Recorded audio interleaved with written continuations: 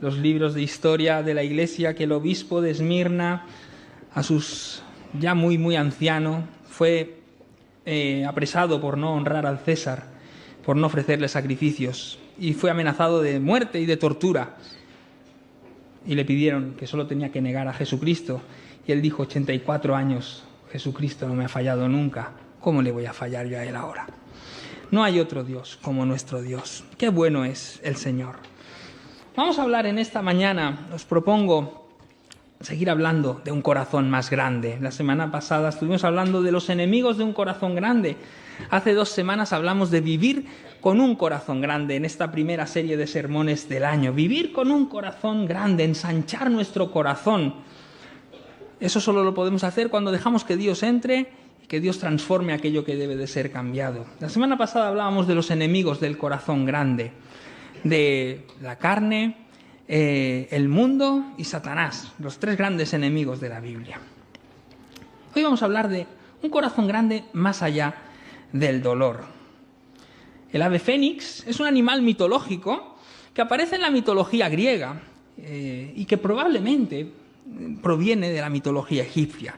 Es una especie de pájaro parecido a un águila que extiende sus alas como de fuego y cuya peculiaridad, entre otras, es que, según cuenta la mitología, vive unos 500 años, pero cuando muere, de sus cenizas aparece un nuevo ser, un nuevo ave.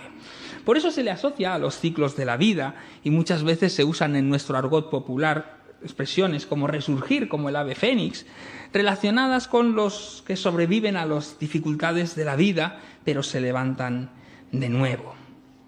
Nos preguntamos, sí, quiero vivir con un corazón grande, pero ¿cómo puedo vivir con un corazón grande cuando estoy pasando por esto? Cuando estoy pasando por estas circunstancias, las que sean. Cada uno le pondríamos nombre y apellidos a las circunstancias difíciles que vivimos ahora mismo. Para muchos de vosotros, probablemente esta no ha sido una semana sencilla. Para otros quizás sí, pero cada uno lidiamos con algo en esta vida. Todos tenemos problemas. La historia de Isaías, la segunda parte de Isaías, los capítulos 40 al 55, si no los has leído nunca te animo a leerlos y te darás cuenta que hay un montón de versículos en ellos que te suenan muchísimo. Los capítulos 40 al 55 es eso que se conoce como el segundo Isaías. Es la historia del pueblo de Israel a punto de terminar con el cautiverio en Babilonia. Judá vio cómo Jerusalén era destruida, el templo destruido también, y eran exiliados muchos de ellos a Babilonia por 70 años. En Jerusalén los supervivientes no pudieron conservar sus tradiciones y malvivieron, eran la clase más pobre la que había quedado en la ciudad. El fin del exilio después de 70 largos años se acerca. Aparece un nuevo imperio en escena, los persas. Eso es el contexto en el que leíamos Isaías 54. Ciro el Grande pronto conquistará Babilonia y hará un edicto de liberación para los judíos para que vuelvan a su tierra. Y todo eso provoca una mezcla de sentimientos, tristeza, incredulidad, esperanza, todo junto. Sabéis que a veces los sentimientos van todos ahí mezclados. La esperanza de Dios trasciende el dolor de la vida. Esto podría ser el mensaje de esos 15 capítulos que hay entre el 40 y el 55. Es el mensaje global de esta parte de Isaías. Y hoy, hablando de vivir con un corazón grande, quiero compartir con vosotros las ideas que hay detrás. Es verdad, lo cierto es que los problemas pueden encoger nuestro corazón y frecuentemente lo hacen. A veces decimos, no, las pruebas nos acercan al Señor, pero lo cierto es que en la mayor parte de las veces las pruebas terminan por golpear nuestra fe. ¿Qué necesitamos para que nuestro corazón crezca en medio de las pruebas y de las dificultades?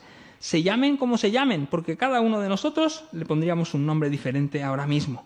Dios quiere ensanchar el corazón de aquel pueblo herido, dolido y agotado, aquel pueblo que se siente ya sin fuerzas. Estos 16 capítulos que hay hablan de ello. Y me gustaría compartiros 4 palabras que Dios le dice a su pueblo en ese momento para que puedan ensanchar su corazón a pesar de las dificultades que están viviendo. 4 palabras para ensanchar el corazón más allá del dolor y para cultivar esperanza. Acompañadme, por favor. Primera palabra, una palabra de consuelo. ¿Alguien me entiende? Nos preguntamos en las circunstancias más difíciles. ¿Habrá alguien que empatice conmigo? ¿Sabéis lo difícil que está empatizar en estos tiempos? Va muy caro y a veces sentimos que en nuestra sociedad la gente no empatiza lo suficiente los unos con los otros. Dice Israel en el capítulo 37 del libro de Ezequiel, se sienten como un valle de huesos secos, nos sentimos secos, nuestros huesos están secos de todo este exilio, secos en gran manera, dice el profeta Ezequiel. Pero Dios tiene la última palabra sobre su pueblo. Así que el segundo Isaías empieza con esta frase, Isaías 40, la primera frase, las primeras palabras de esta segunda sección de Isaías. Consolad, consolad a mi pueblo, dice vuestro Dios. Hablad al corazón de Jerusalén, decidle a voces que su tiempo se ha cumplido, que su pecado está perdonado, que doble ha recibido ya de la mano del Señor por sus pecados. Se abre un tiempo de consuelo, de esperanza, un tiempo nuevo para el pueblo de Israel. Y la primera palabra del Señor para aquel pueblo es una palabra de consuelo. El primer versículo, consolad, consolad a mi pueblo. El profeta empieza hablando del consuelo, porque el tiempo del dolor y del sufrimiento ha llegado a su final. Se ha cumplido el tiempo. Aquel tiempo que Dios ya había profetizado por medio de Jeremías llegaba a su fin. Es tanto así que en varias ocasiones más Isaías habla de ese consuelo. Isaías 41 dice: los afligidos y los necesitados buscan las aguas, pero no las encuentran. Seca está de sed su lengua, pero yo el Señor los oiré. Yo, el Dios de Israel, no los desampararé, porque Dios se muestra a través de las páginas de Isaías como un Dios que no desampara nunca a su pueblo.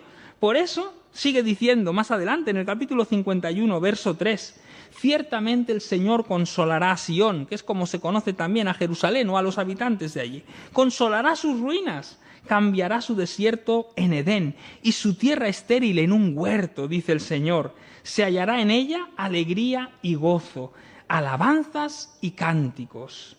Y fijaos que ellos sabían bien lo que era que no quedara nada, porque la tierra había quedado totalmente arrasada, sin cultivar, yermo del todo por culpa de los babilonios. Pero ahora Dios les decía que todo aquel desierto lo iba a transformar en un Edén. El apóstol Pablo también habla del ministerio de la consolación, y en la segunda carta de Corintios empieza sus palabras diciendo: bendito sea el Dios y Padre de nuestro Señor Jesucristo, Padre de misericordias y Dios de toda consolación, el cual nos consuela en todas nuestras tribulaciones, para que podamos también nosotros consolar a los que están en cualquier tribulación por medio de la consolación con que nosotros somos consolados por Dios. Parece un poquito trabalenguas aquí Pablo, cómo se expresa, pero está diciendo: nosotros consolamos a los otros porque Dios nos ha consolado a nosotros. ¿Sabéis que los apóstoles tuvieron un apóstol, no fue de los 12 apóstoles, pero muy amado entre ellos, Bernabé, al cual se llamaba José, pero lo llamaron Bernabé, que significa hijo de consolación, porque probablemente este hombre tenía el ministerio de la consolación. Para poder ensanchar nuestros corazones en medio de las dificultades, para poder vivir con ese corazón grande que tenemos, cuando a veces sentimos que es imposible porque tenemos demasiados problemas, necesitamos escuchar una palabra del Señor de consuelo, necesitamos sentir su consuelo, necesitamos experimentar ese consuelo que nos transforma. Ahora, yo no sé cómo estás tú, quizás estás atravesando ese valle de sombra de muerte que dice el salmista. Intenta escuchar el consuelo del Señor en tu corazón, en medio de las circunstancias difíciles. Para poder ensanchar nuestro corazón, para vivir con un corazón grande, necesitamos sentir cómo Dios nos consuela. Y Dios quiere consolarnos. Eso es así. La segunda palabra que tiene el profeta Isaías para aquel pueblo tan dolido, tan desesperado, tan agotado de fuerzas, es una palabra de amor. Amar no cuesta tanto, dice la psicóloga ecuatoriana Claudia González en un libro, después de estar acompañando durante años a parejas en sus terapias y haber dirigido un grupo de pacientes a los que ayudaba a encontrar parejas. Amar no cuesta tanto. Sabéis que el amor es el anhelo principal de nuestro mundo, un anhelo que trasciende lo religioso, va mucho más allá de lo cultural o de la generacional. Todos tenemos necesidades de amar. Así que yo recuerdo en cierta ocasión un hermano de la iglesia que me vino y con ya 90 y algo dijo: hermano, tengo novia. Digo, qué bien, cómo me alegro. Porque el amor no entiende de edades, ni de fechas, ni de estaciones, ni de culturas, ni de nada de todo eso. Así que pasamos la vida amando a los que nos rodean. Y sabemos que cuando nos falta es algo que vivimos también con mucha dificultad. Bernardo Stamateas, psicólogo argentino, que además es cristiano, es pastor, dice él en un artículo que escribía: los humanos somos seres amorosos y todos, sin excepción, necesitamos amar y ser amados. Y sabéis que amar también va mucho más allá de lo que es el amor de la pareja, el amor de la familia y cómo no tenemos el amor de Dios. Se preguntan los exiliados: ¿de verdad Dios me sigue amando? 70 años Dios ha estado en silencio, no sabemos nada de Él, hace tiempo que no contesta nuestras oraciones. ¿De verdad Dios se acordará de mí? ¿De verdad Dios me ama? Quizás también te lo has preguntado alguna vez en medio de las dificultades. Dios tiene un mensaje: su amor inquebrantable no va a permitir nunca que ellos se queden atrás. Dice Isaías 43:4: a mis ojos eres de gran estima, eres honorable y yo te he amado, le dice Dios. Sigue insistiendo en Isaías 49. Sión ha dicho: me dejó el Señor, se olvidó de mí. ¿Se olvidará la mujer de lo que dio a luz para dejar de compadecerse del hijo de su vientre? Aunque ella se olvide, yo nunca me olvidaré de ti. Así es de grande el amor de Dios. Imaginaos que entendemos el amor de una madre, que es un amor que sobrepasa todas las cosas que podemos entender a veces, y las que sois madres lo sabéis. El amor de Dios es así, tan grande, que dice: incluso si las madres se olvidaran de amar, incluso yo aún así no me voy a olvidar de ti, porque Dios ama a su pueblo.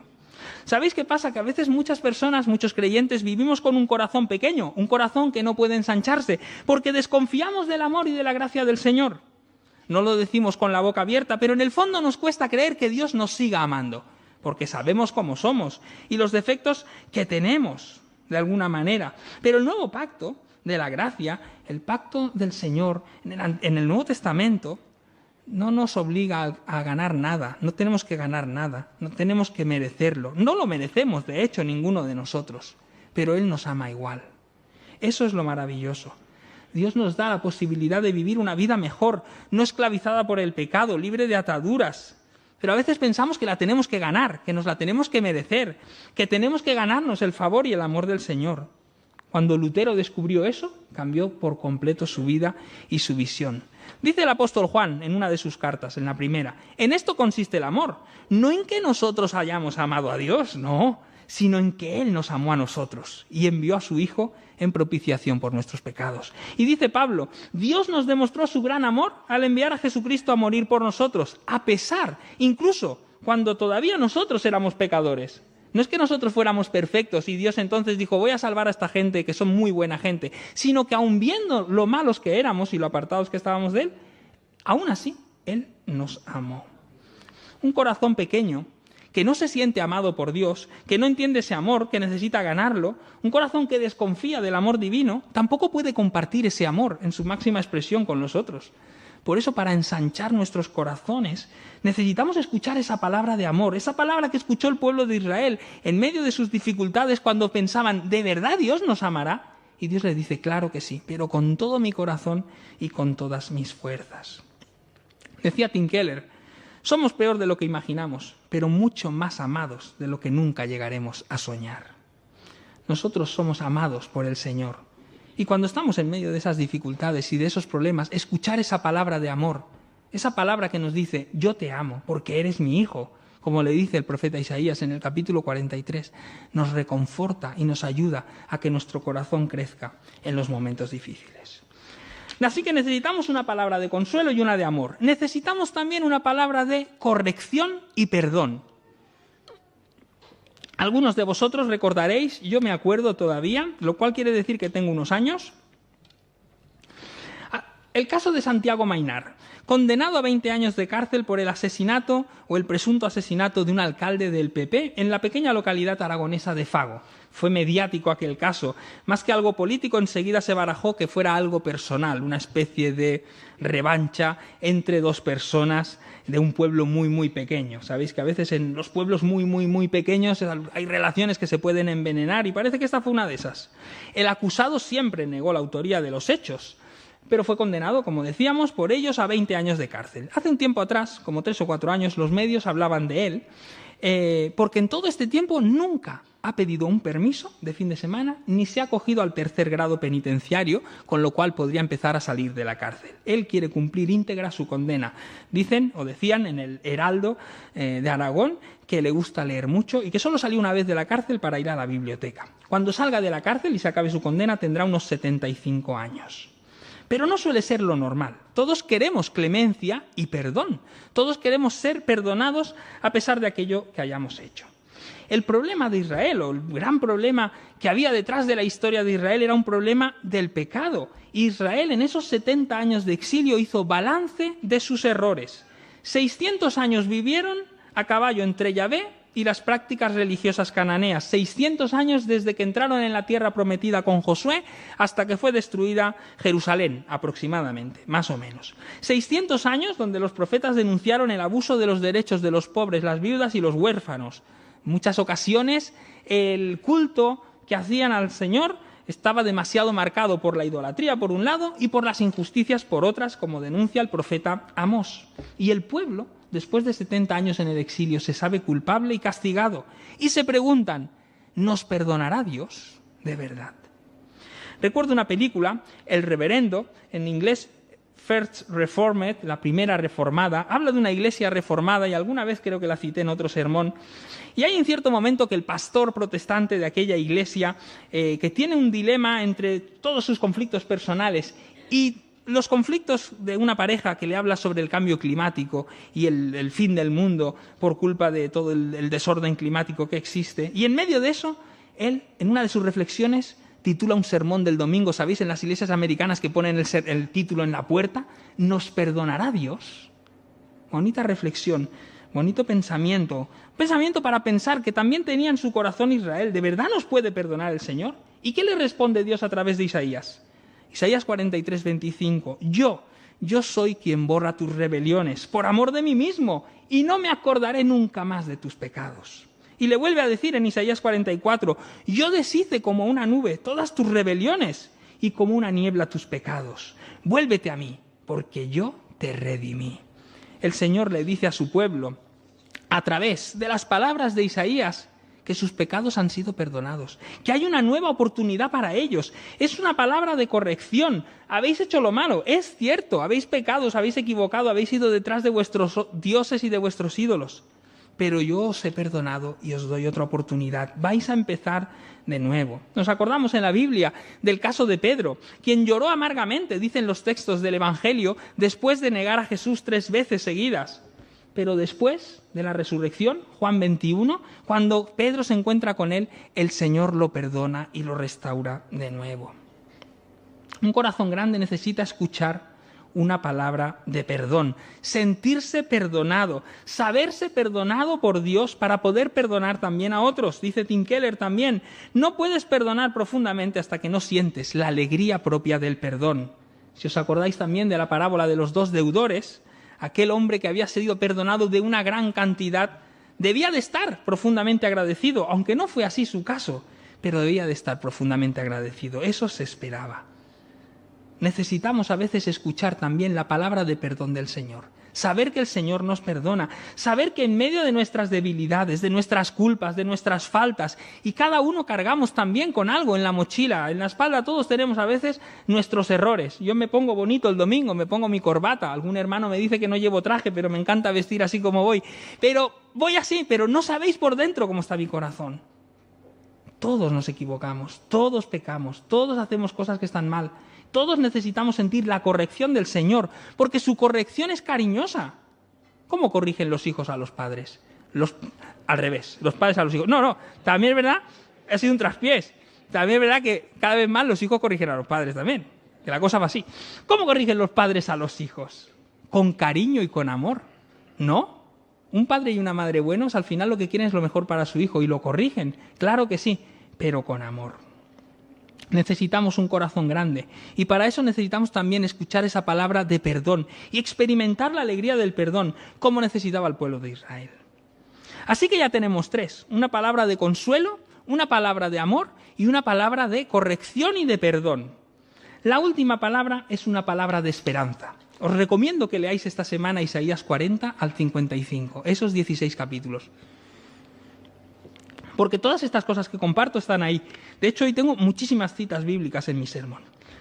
Dice Richard Bach, autor de Juan Sebastián Gaviota, libro que me recomendó Lola Calvo en cierta ocasión en la radio, dice en cierta ocasión lo siguiente: lo que un gusano llama el fin del mundo, Dios lo llama mariposa. ¡Qué bonita metáfora! Porque la esperanza de Israel era tan sombría como la del gusano que se encierra en su crisálida y no sabe si saldrá de allí. Pero cuando sale convertido en mariposa.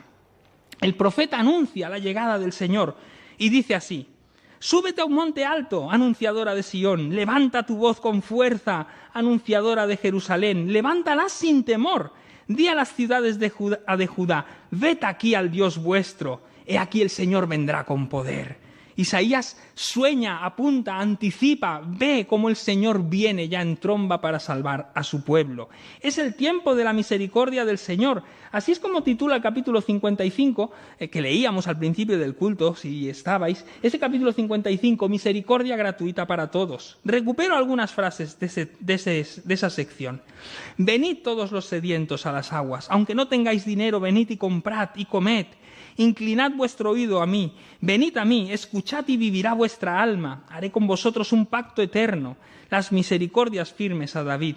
Así será la palabra que sale de mi boca, no volverá a mí vacía, sino que hará lo que yo quiero y será prosperada en aquello para lo cual la envié.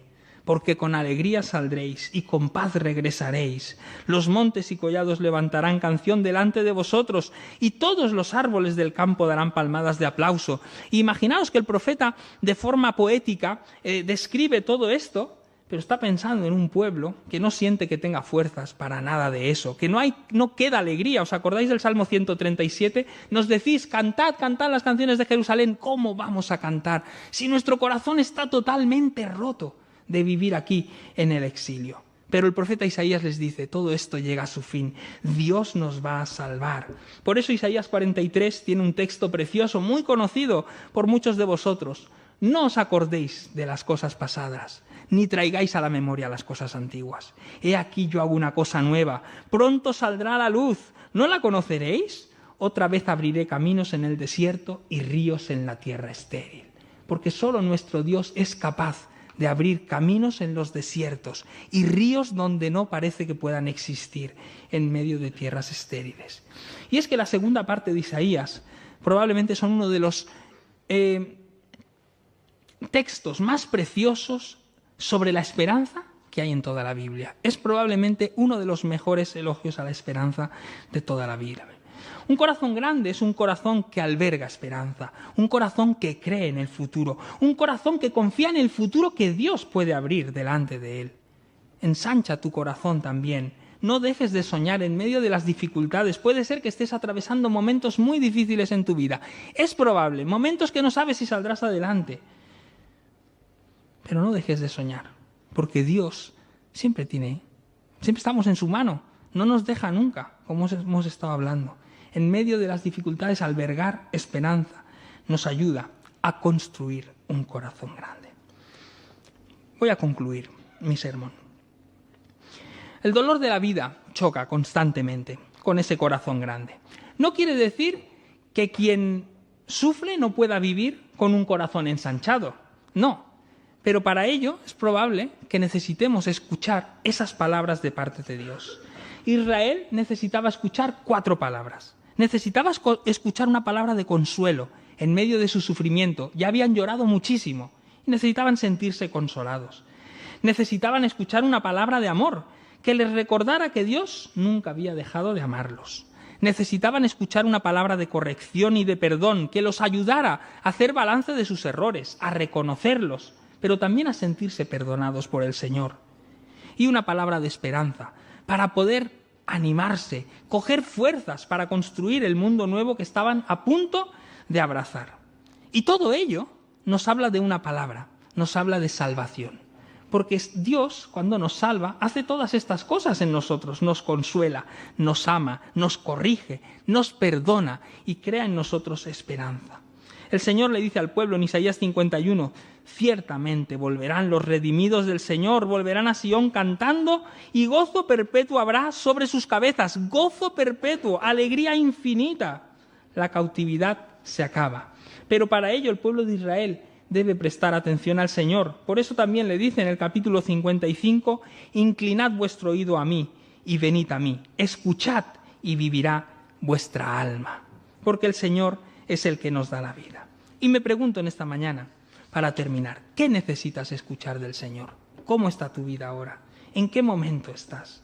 ¿Qué es esa palabra que necesitamos escuchar de Él para que nuestro corazón crezca en medio de los problemas? Quizás te sientes atrapado en los problemas de tu vida, en los tuyos, y cada uno los suyos son importantes, importantísimos. Y en medio de eso necesitamos escuchar cómo el Señor nos consuela, o necesitamos recordar que el Señor nos ama, o necesitamos escuchar también la corrección del Señor, que a veces nos hace falta, porque a veces los problemas que tenemos nos los creamos nosotros. Necesitamos escuchar su perdón y necesitamos escuchar palabras de esperanza. Y cerca del Señor